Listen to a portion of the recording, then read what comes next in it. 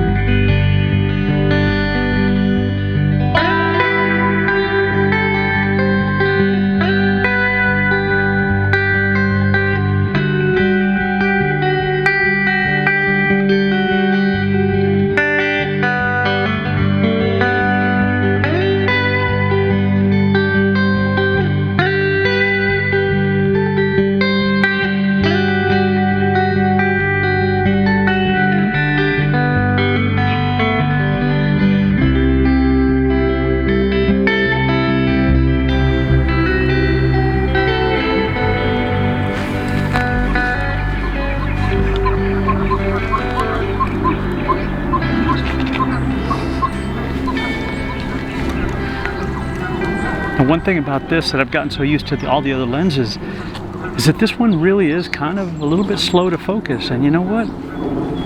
That's okay. This thing was supposed to be tracking me, but I think it died in the heat, and that's okay too, man. There's lots of bees in the trees right here, which is where the 100 to 500 would just be a phenomenal lens. I did get, it's one of the beautiful little butterflies. Yeah, check that out.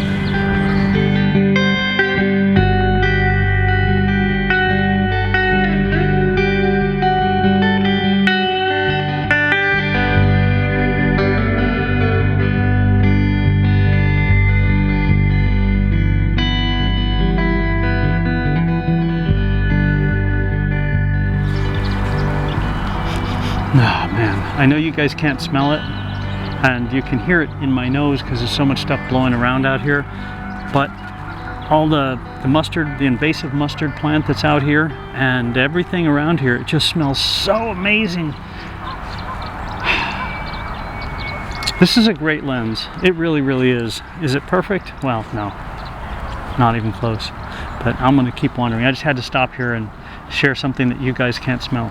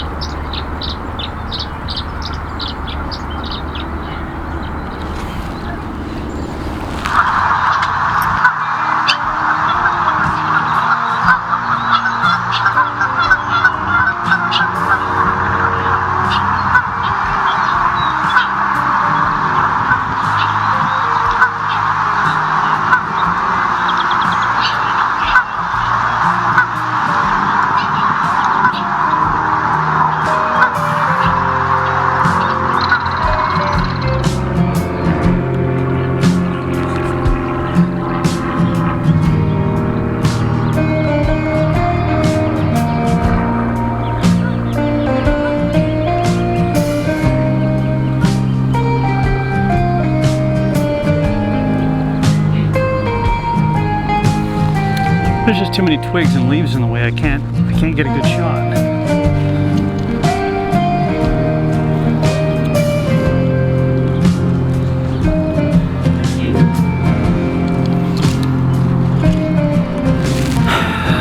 Ah, well, it saw me.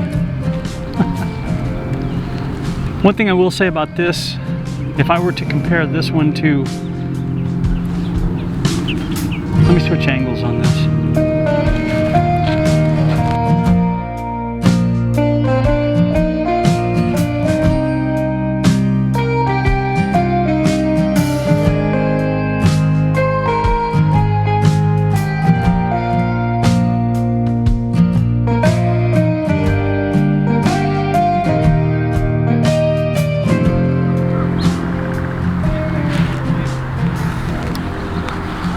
Okay, what I was going to say about this is it is a lens that needs a lot of light. It's about 4:30 on a late Tuesday. Sun is still way up nice and high. It's coming in from this direction, so I'm kind of shooting into it or at an angle to it. But with this lens, you really, really do have to have a lot of light. And for that reason, I prefer it on a full frame where they handle the ISO much better, the high ISO better than the R7. I think the R7, when you get it up at a higher ISO, is really, really noisy, and even some of the programs don't clear it up as well. Just my opinion for what I like to shoot. I like this on a full frame lens. Still very limiting, and I think the 200-800 is a much better choice. But for you, and you know, your budget maybe, might be the perfect setup. The 100-400 I think will be coming up soon too. I'm gonna have to rent it. I really want one of these carpenter bees.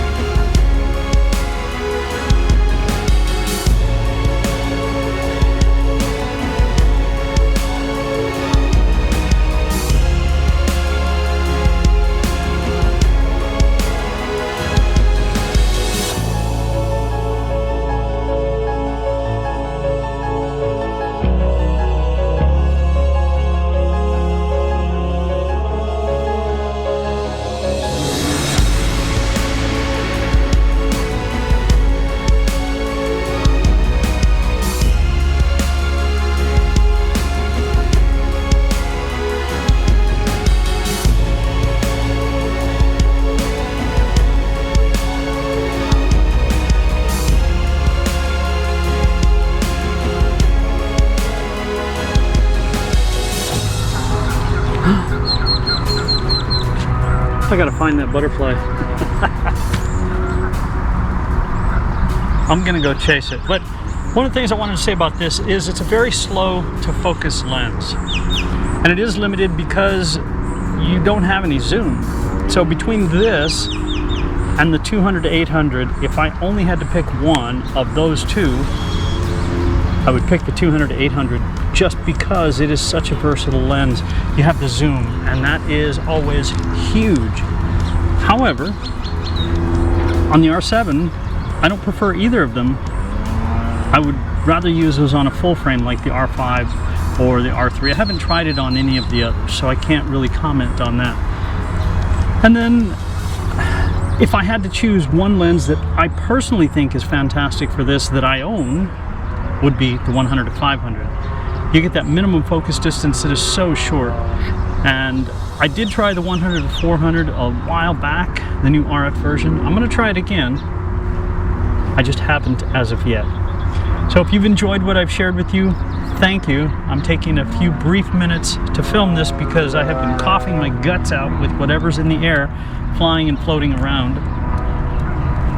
Not the birds. I'm gonna go see if I can find that butterfly. As I always say, man, thank you so very much.